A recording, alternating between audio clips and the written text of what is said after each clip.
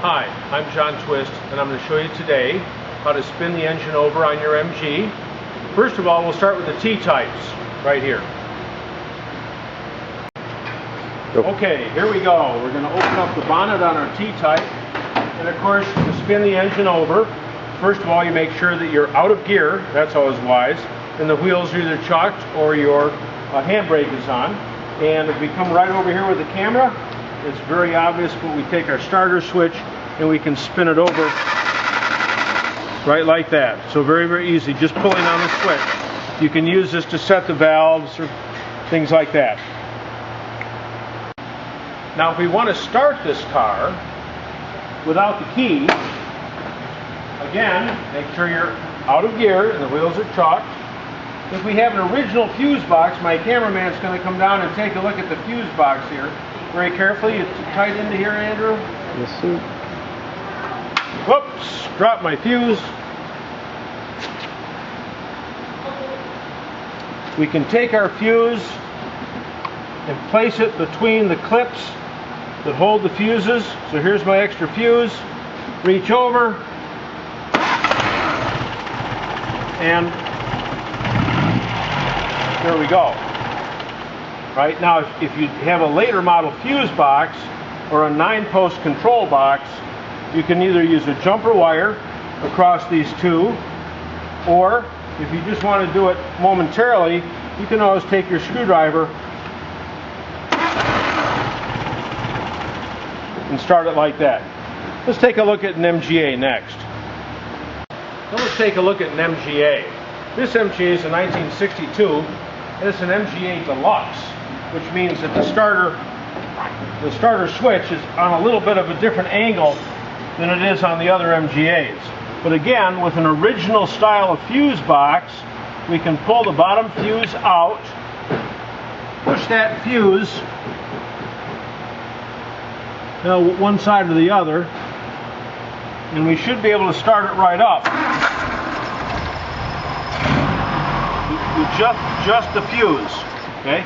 If you have the later style fuse box where you can't stick that in, of course, you can use the jumper wires across from one fuse to the other fuse, or if you just want to start it temporarily to make sure that everything's hunky-dory, you can just put a fuse box or put your screwdriver in there, start it up.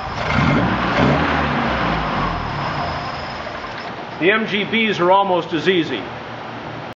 Now this MGB doesn't have any carburetor, so we're not going to have any success starting it.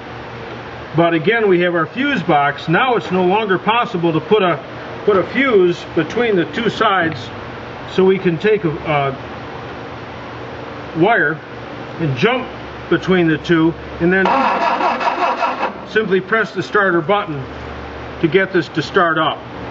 So this is pretty straightforward.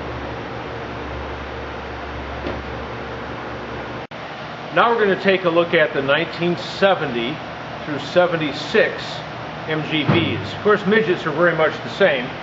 We'll open the bonnet on this. This is a black tulip. And on 1970 through 1980, there's a relay. Here, it's a rectangular relay. On the later cars, it's a round relay about the size of a 35mm film can. On this relay is a white with brown wire. White with brown, which if you pull off and extend and touch to the bottom fuse, the car will spin over. You can use this for adjusting valves, putting on the fan belt, whatever you might choose. If you want to start this car without a key temporarily, all you need to do is connect the white side of the fuse box to the brown side of the fuse box, which is the bottom two fuses,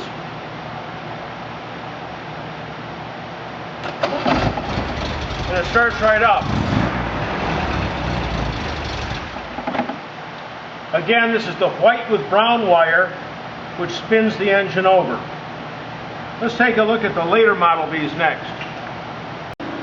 And now we'll take a look at the 1977 through 1980 MGBs. Again, we have the starter relay. Remember I said it was the size of a 35mm film can up here, and the white with brown wire that comes off it operates the starter. We'll make sure that we're out of gear. I asked my cameraman, are we out of gear? Yes. And we touch this white with brown to a clip that holds the bottom fuse.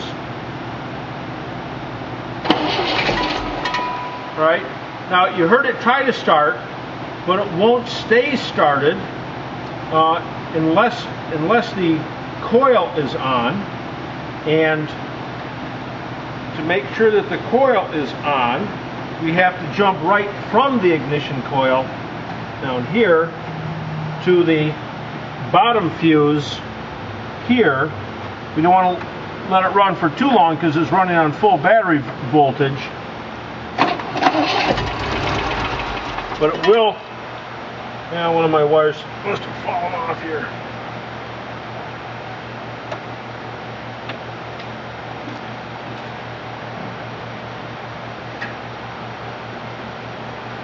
Sometimes it's easier to take off the bottom purple fuse here. And I just heard my anti-run-on valve operate, so I'm going to disconnect the anti-run-on valve, which is why it's stalled.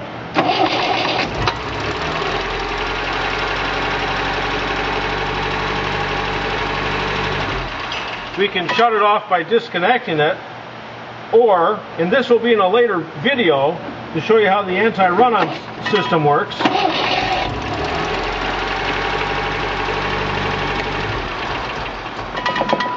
If we hook the anti-run-on system up and it's connected properly, that'll kill the car too.